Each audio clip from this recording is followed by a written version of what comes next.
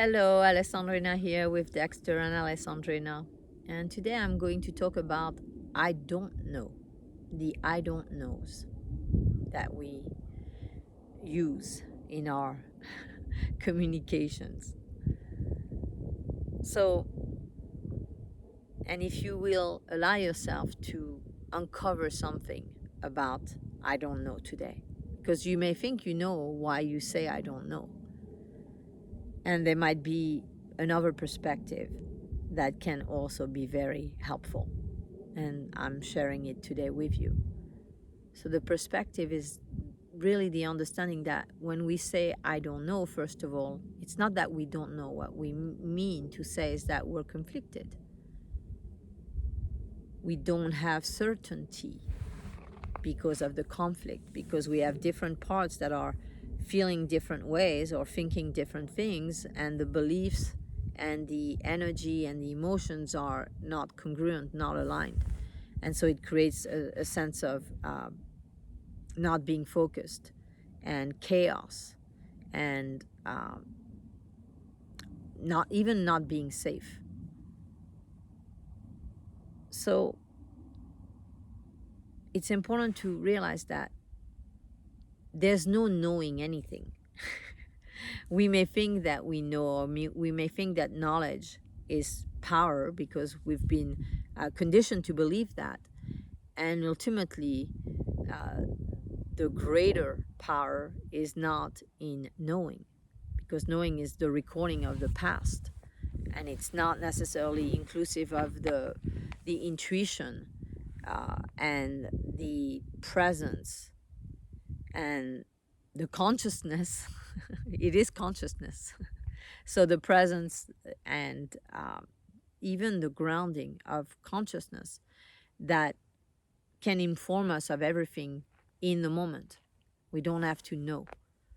So sometimes we'll kind of resist that process because we're very afraid to make mistakes, to do something wrong, to do something bad. Because in the collective consciousness, there's a lot of judgment of, making mistakes or failing, which are concepts, by the way, because you don't fail and you don't make mistakes. You simply go through a process and you learn, and then you refine your process. And parts of not getting to the goal and the achievement right away is part of the learning that takes you there.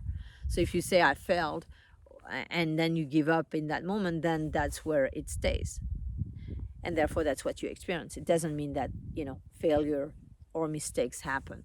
There can be lack of information that leads to a decision that is not exactly in alignment with your intention or goal, and that doesn't mean you failed or that you made a mistake. So when we say I don't know, we have a level of uncertainty, confusion, and uh, really simply being in conflict inside of ourselves. So when we realize that and we work with the different parts and what they're saying, and you can give voice to your parts and how they feel about something instead of saying I don't know, because you're reacting to your confusion and saying I don't know. Instead of reacting to the confusion and the fear, simply staying present to the non-decision, the unknown, the uncertainty in that moment, and then explore it. So what is one part saying about this? What is the other part saying about this? And the other, and the other, and the other. And then you let all these parts inform you of what it is that you do know. And then you see, you intend to integrate those parts. And as you integrate them, then you can come to a more congruent, coherent feeling and expression of a situation.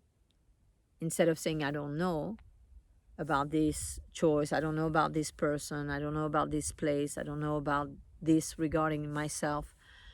When you allow yourself to see what, that's made up of, then you integrate all these perspectives into one energy, and then you're able to feel for yourself the right choice, meaning what is in most alignment for you in the moment.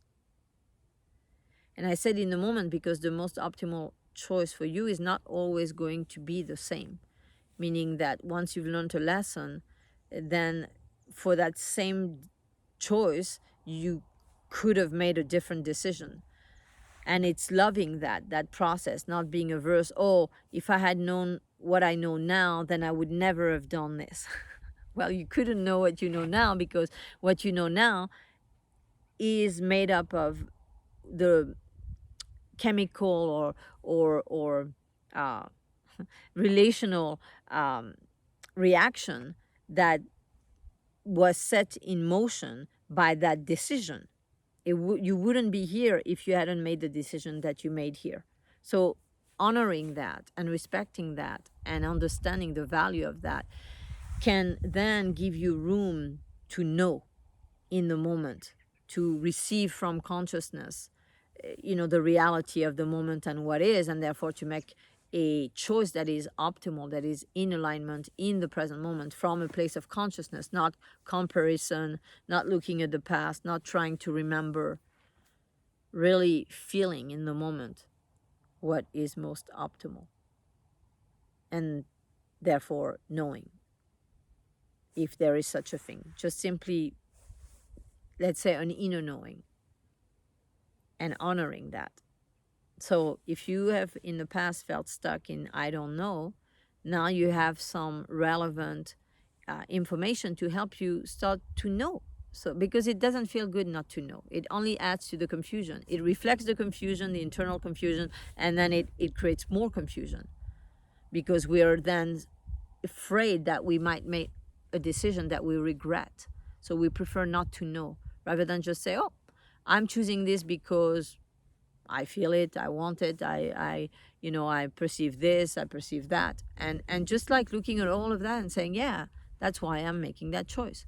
So once you've assessed all the parts that are in the I don't know, then you will, and you work with them, then you have the possibility to make a choice and to align yourself with it, to feel good about making a choice, not to feel divided and afraid and uncertain about, what might happen, really honoring what might happen, being open to that, and staying present to what you do know, and reinforcing that and helping you feel more faith in that process, so that you can replicate it, and it can really help you connect with your guides, connect with spirit, connect with nature, and receive very, very deep communication and information that can continuously help you enhance your experience of yourself, of others, of life, of reality.